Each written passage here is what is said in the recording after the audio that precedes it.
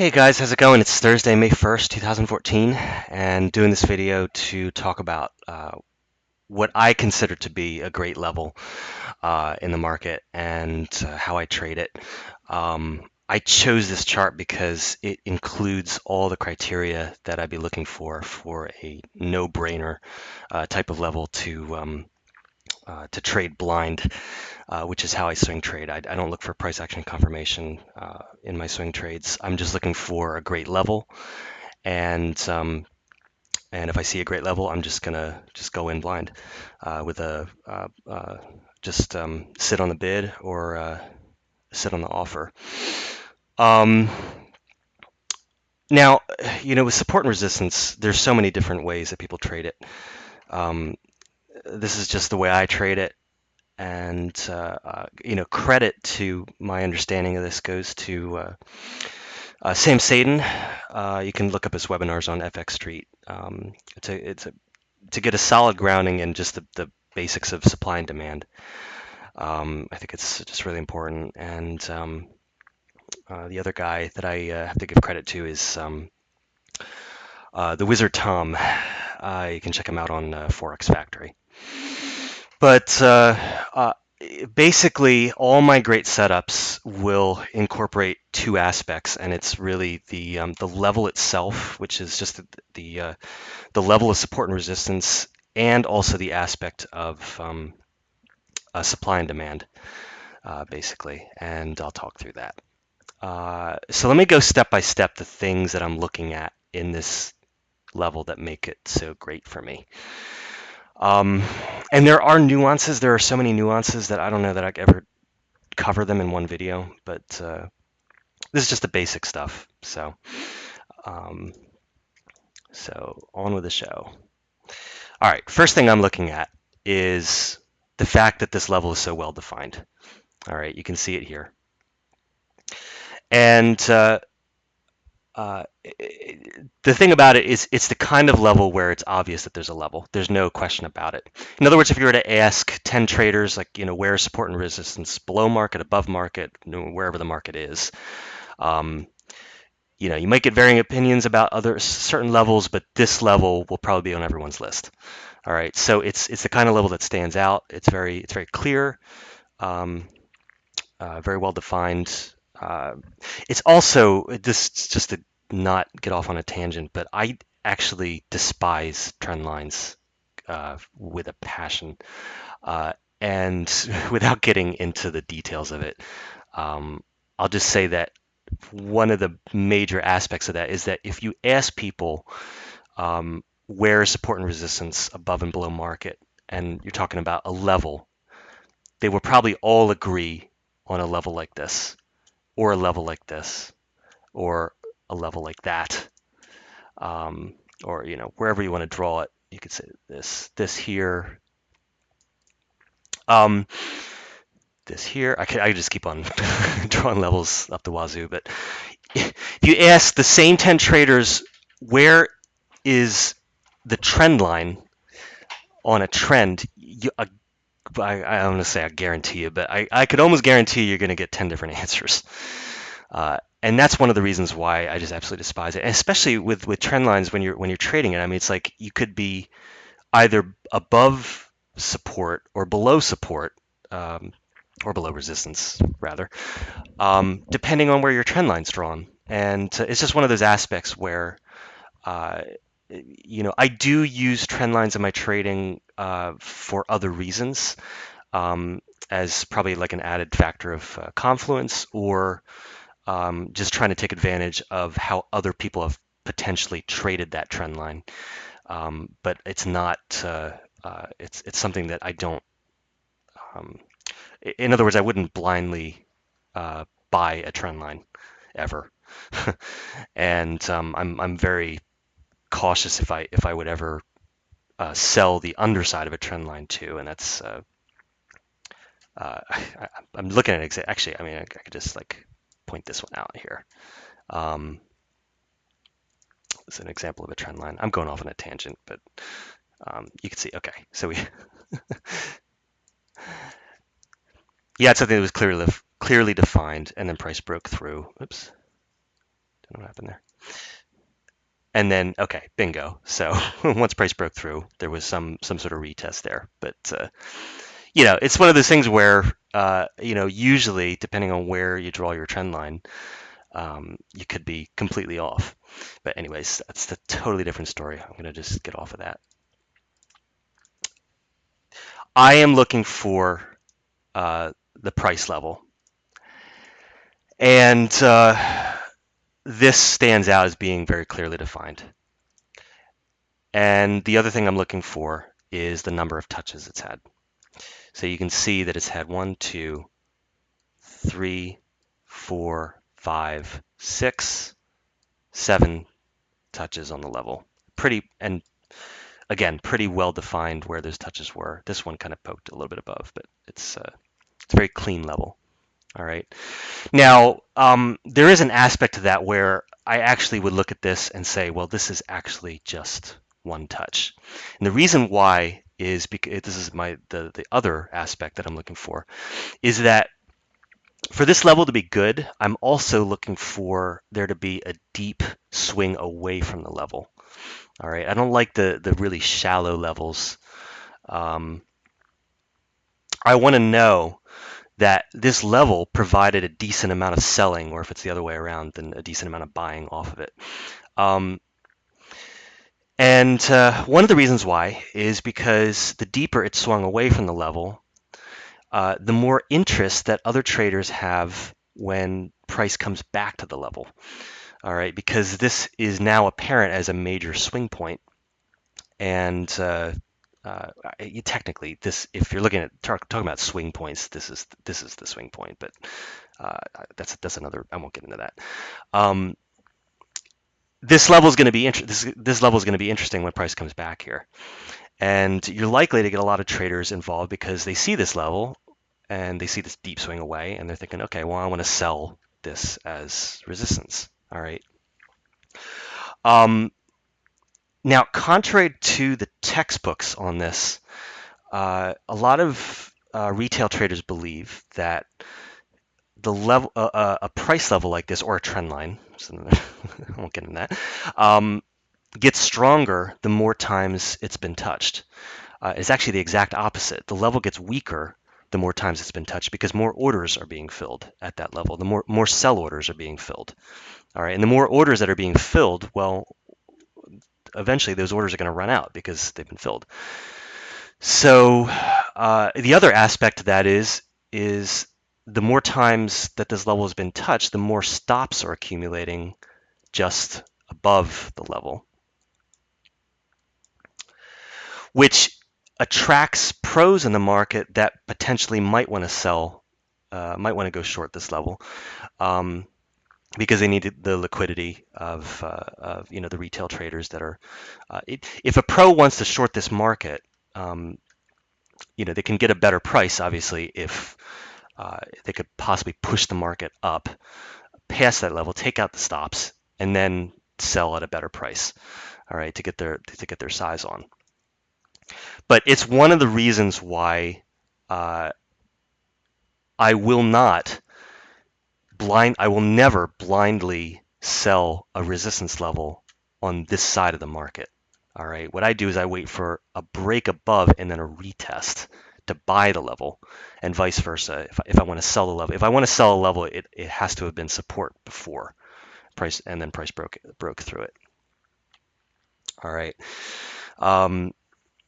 But anyways, getting back to my whole point was that I'm looking for deep swings away from it, and something where it's clear that it's once price has swung away from it, that it was a major area, it was a major level. So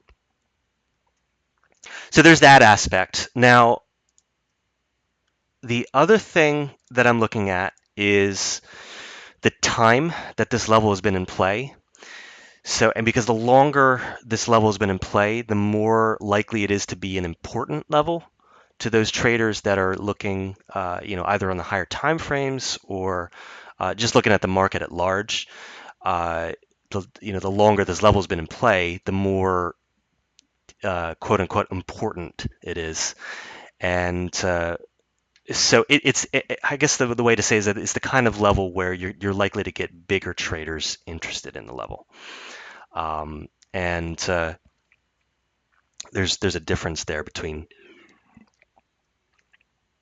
the kinds of levels that retail are interested in, the kinds of levels that the higher time, but the major the traders with big size or trading longer term would be interested in. And um, but so there is that aspect of time that I'm looking at. Uh, Now again, there are nuances, and it doesn't mean. And I'll show an example where time had no factor whatsoever, but well, it had a little bit of a factor, but I'll explain that. Um, the other thing that makes this really great is the fact that there was a recent interaction just before price broke out. All right, and what that tells me is that just before the breakout, uh, there were sellers that were still selling this level just before price broke out, which is important. That's important to me, because I'd be concerned if let's say we had this deep swing and then price came back up here, and say it swung pretty deeply and then just went parabolic to the upside. All right, that would concern me a bit because it's telling me that I want to know that there were sellers that were recently involved in this market because I'm trying to take advantage of that order flow when price comes back there. All right, and if this level just if price just barrels through the level, it's concerning because it's telling me how much interest really was there in this level. It's kind of interesting that there weren't any sellers stepping in at that area. This is a pretty decent level. Why aren't sellers getting involved in that area? So it's just one of those aspects that makes it, that just sort of puts the more icing on the cake, is when I start seeing interaction immediately before the breakout. Even if that hadn't have happened, I would still consider this in general. I would still look at this area here and say, well, I could say that that's relatively recent interaction, which is also, which is good. All right. I'd say that I would be a little bit put off if it was something like, if none of this had happened, and let's say we had a decent level up here, very well defined, price swung away from it, and then just went straight through from all the way down there. I would be concerned, because it spent all this time in this area, and then there was absolutely no interaction just before the break. So the other thing that I'm looking at, and it's also it's related to this, is that from a supply and demand perspective, this is, to me, an obvious area where orders were filled.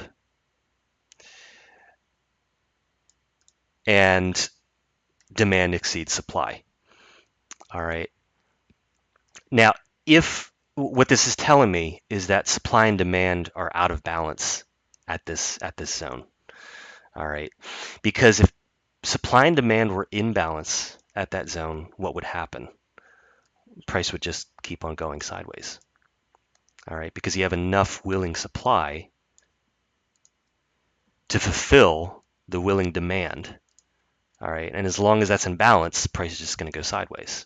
All right, but what that didn't happen. What happened was price went sideways for a little bit. It managed to fill some of those orders, and then bam, price just burst out of the area. All right, and so what that's telling me is, objectively, demand exceeds supply, which means that there's a high likelihood that there are still unfilled buy orders in this area. All right, and so when price comes back there, I know that, well, I don't know, but it's a pretty good guess that this is an area where demand exceeds supply, and so it's trading back into an area where demand exceeds supply, what do you think is going to happen?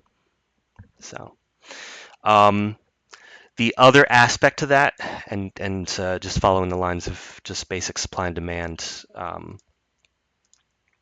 is that notice how little amount of time it's spent chopping around this area. So what that tells me is that of all the buy orders that were filled, not many were filled. All right, which gets me into the other aspect that there was a clean breakout of this area. In other words, it wasn't the kind of breakout where it sort of poked above and then immediately came back for a retest and then took off. All right, if that had happened, that would be a no-go for me, because what that means is that that buy orders were filled. All right, and I don't know if those buy orders are filled. I don't want to be late to the party with my buy order over here. All right, um, I want a clean breakout that gave absolutely no chance to the buyers that want to get in this market to get on board, unless they just have to they'd have to pay up, which professionals don't want to do. Um, they'd have to pay up to get in this market. So I'm looking for a clean break out of that area, and even to get even more icing on the cake is the fact that there was, you can't really see it on this chart, and it's a little bit compressed, but you notice how just before the breakout, you can't really see it, but price was continuously being pushed up. All right, so there's actually a term for that. It's called compression, but it's the kind of thing I see where I'm trying to find an example of one where I don't like. Let's see if I can see it here. This isn't really a good example, but you can see the way the bidders were just paying higher just before price broke out. Whereas there's this little wick here, which if this wick had come down further, it would be a little, it's not like it's not a deal breaker for me, but it shows that there was not enough willing demand to allow price to get down that far in the first place, sorry, to prevent price from getting down that far in the first place. So this is telling me that there was a lot of willing demand there because price was chopping around, but it was just progressively getting higher. So there's that aspect there. All right. Now the other thing that I'm looking for is we have this clean breakout, and then it goes sideways. Or in other words, it just stays above, and that's key to me. All right, I do not take the trades where price breaks above and then immediately collapses back down. All right, there's no way I'm going for a bid there. And the reason why, I think it's pretty obvious, pretty simple, but if that were to happen, then that would be a pretty big rejection. All right, it's more likely that this was just a failed breakout. And the other way to look at that is the longer it stays above this area, above the level, the more likely it is to be picked up by the traders that are looking at the higher time frames. Let's say like there's a trader that's trading on the daily, and they're dependent on the close of the bar to weigh in on their decisions. The longer it stays above this area, the more likely it is to be a close above that level, a candle that closes above that level. All right. And the other way to look at it is that, I mean, psychologically, if I were selling here, all right, and then price just rockets against me like that, all right, it's a pretty big example because there's just absolutely no way, uh, if I were selling that I would let it go that far against me. There's just absolutely no way. But let's just say, for the sake of argument, let's say just poked above,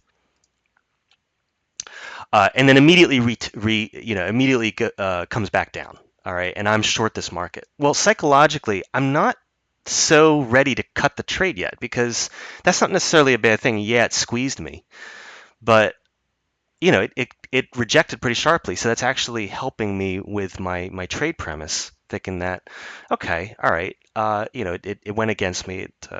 Probably some seller got stopped out, but I'm not feeling wrong yet on my trade premise, and not enough time has passed for me to feel any pain on this trade yet.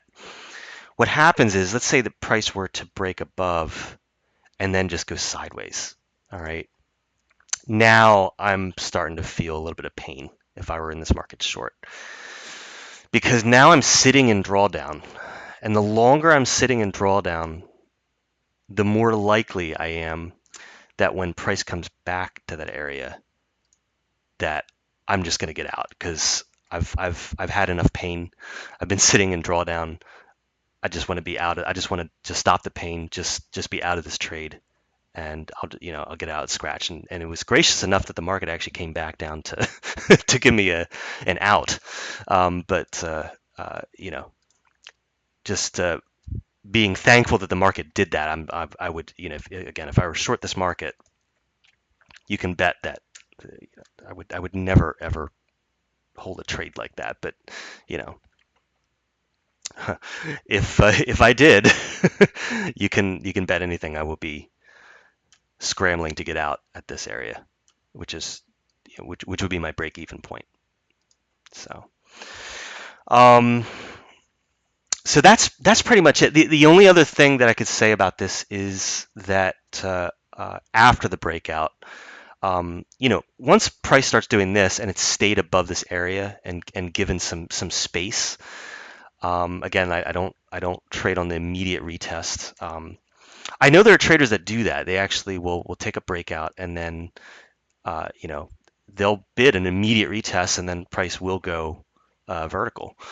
Um, but again, it just comes down to my premise that if it does that, if it immediately retests, in my mind, it's more likely to be a rejection. It's more likely to just be a stop out or a false breakout or whatever.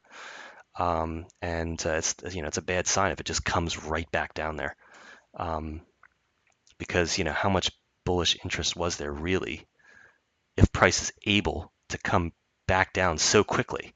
All right, aren't people aren't they desperate to buy? So it's just one of those things that I look for.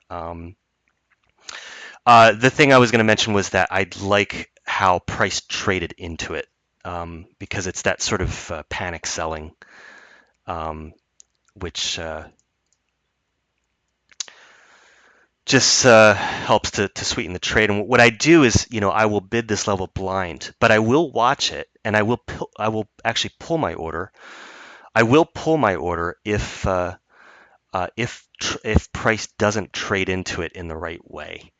And one of the things that I look for is, first of all, if price were to come very close to the level um, and then bounce, I will pull my order because, as far as I'm concerned, I got front run. And so those buyers, they beat me to it basically. And this trade is it's not it's not looking as good as it used to. All right, and there are some situations where that's not necessarily a deal breaker, but usually it is. Um, the other aspect is that once those buyers are in the market, their stops are likely to be um, here. And there are ways that I will potentially get back into the market if price comes back down there. But again, that goes back to my premise of I don't like to buy a level that's been tested multiple times. Again, going back to that premise that the level does get weaker the more times if the market's going to go off at this level, then price why does price keep coming back there to the level? All right. But there are nuances to that, and there are it's kind of hard uh, to explain the differences. Honestly, I mean, it's just sort of it comes down to the overall context, because there are times when that actually does sweeten the deal, because um, if price were to come back very close and then make a bounce and then possibly come back down, there are times when uh, that's actually I like that, because it means that the pros are getting in at the price that they wanted, but not only that, the stops of the people that got in at this point will help provide the liquidity that they need to get their position on. But that's a whole nother story, and there's some nuances of that is too much to get into there. But yeah, in a nutshell, that's pretty much what the things that I look for in what I consider a great level, a great setup for me. And when it comes to my swing trading, that's pretty much this. This is it. This is my setup. That's what I'm looking for. Now, getting into nuances, there is one thing that I just want to show, and this is something I would consider an A plus setup. And I'm going to show it to you. It probably looks like I'm just going against everything I just talked about, but this is the Eurobond, and this is on the 5-minute chart. And as you can see, I was looking to short this market at 139.85. Now, I actually didn't get filled. I got front run by one tick, and this is what happened afterward.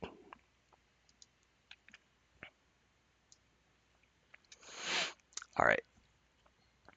And I had to pull my order because basically the trade's done. I've missed the trade by one tick. Now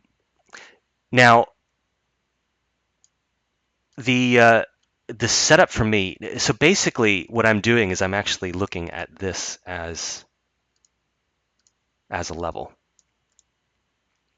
All right, this area here.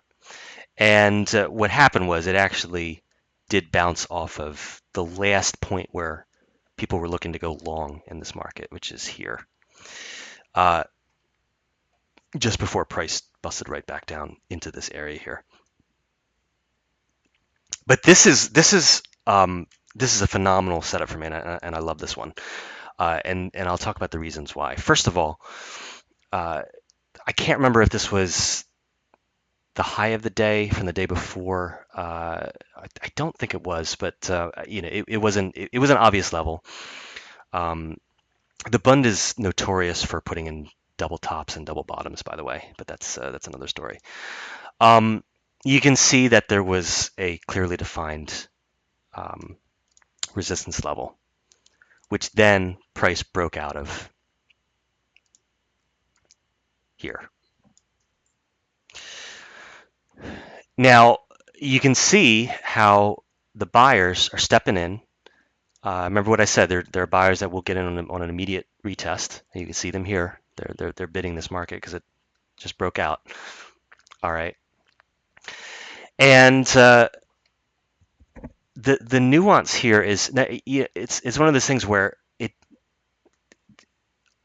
everything I just said about having plenty of time across the level, and that they need to be swing moves away from the level. But there was a nuance here that I'm looking at, and it's this candle right here. All right. This is key to me. And what this is telling me is that in the 5 minutes before price plummeted through on this candle here, there was absolutely no warning whatsoever that this market wasn't going to get a proper bid. All right. right before, if I could take away this section of the chart, if I looked at just this candle, I would look at this and think, okay, this is this is for those buyers that got in here. This is looking like the trade is going on side. All right, there's just no warning here that aside from the fact that price keeps coming back to the level, which is a concern of itself, but it looks like the market is finding support here. And right up until this moment, it looks like the trade is going on side. All right. And the reason why this is so great this is why I like this setup so much, is because this candle gave these buyers absolutely no chance to cover their position, um, to sell back their position when price plummeted through. All right. And you can see the buyer scrambling here, here, and maybe possibly here, but on the way down. All right, but that leaves this level here as an absolutely great level for me to go on the offer to sell. All right, and it's all because of this. This is the candle I'm looking at here. It's this action here where it didn't give the buyers any chance. It was just a clean break through the level. And that goes back to what I was saying here about this. This is a clean break out of this area, just giving sellers no chance to cover. All right. And also giving buyers really no chance to get on board. So it's just one of those nuances that that's very important to me. And it's one of the things I look for. It just comes down to just trying to understand what the traders before me were doing and what were they thinking. And if I were going bid this market, what would I be thinking here? I'd be thinking, well, this trade's working out. This is great. All right. And this just came out of nowhere. This candle just came absolutely out of nowhere. And again, from a supply and demand perspective, what is this? What does this tell you? You have orders that are being filled in this area, and then price just burst out of the area. So, the market has just tipped its hand. Willing supply exceeds willing demand in this area. All right. And it's the two aspects combined. It's the aspect of supply and demand. It's also just the aspect of what were traders doing at this level. They were buying. They were buying the breakout of this level. They're bidding on the retest of this level. There are more buyers stepping in, expecting this market to go higher. And then, so anyways, so that's about all I could cover for now. But hope this was informational. Anyways, I will see you in the next video, and take care.